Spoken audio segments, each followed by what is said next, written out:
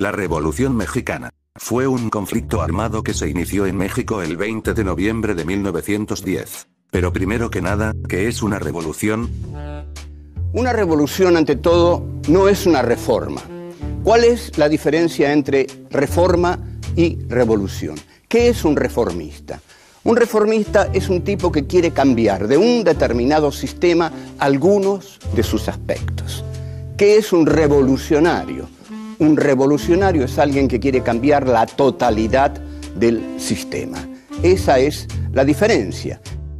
Al inicio, la revolución se inició en contra el mandato del dictador, Porfirio Díaz. A este mandato se lo llamó porfiriato, donde esta persona se adueñó del país por más de 30 años. Díaz ayudó a la economía de México, pero dejó de lado a la clase baja.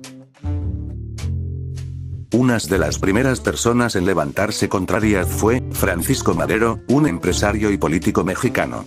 Su proclamación en contra del gobierno de Porfirio Díaz suele considerarse como el evento que inició la Revolución Mexicana de 1910.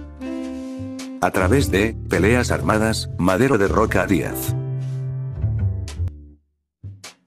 Madero no pudo cumplir con las expectativas de la clase baja por recién haber salido de la dictadura.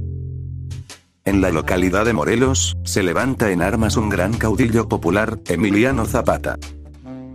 Emiliano Zapata Salazar, conocido como Emiliano Zapata, fue uno de los líderes militares y campesinos más importantes de la Revolución Mexicana y un símbolo de la resistencia campesina en México.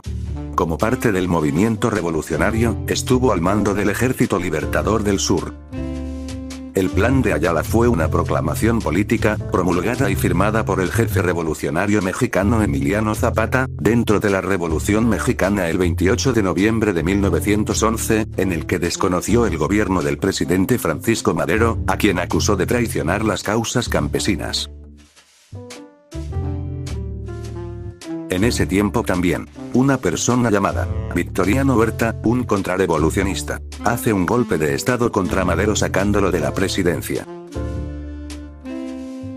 En eso, una persona aparece, ayudando a Zapata, contra las reformas de Huerta.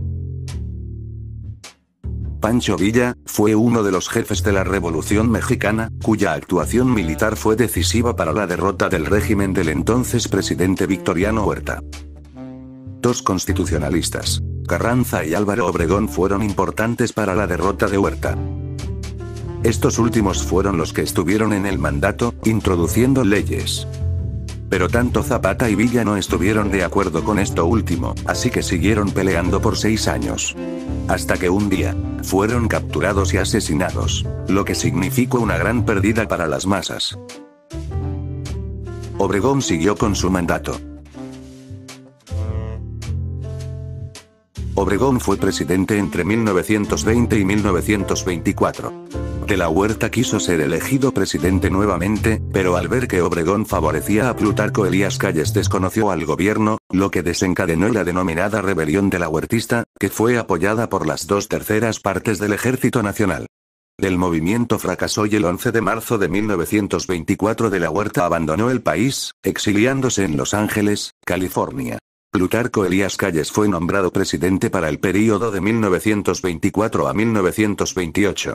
Tras la muerte de Obregón, Calles dio un discurso público en el que aseguró que la etapa de los caudillos llegaba a su fin y comenzaba el de las instituciones. En 1929 fundó el Partido Nacional Revolucionario, posteriormente llamado Partido de la Revolución Mexicana y finalmente Partido Revolucionario Institucional, el cual gobernó al país por 70 años.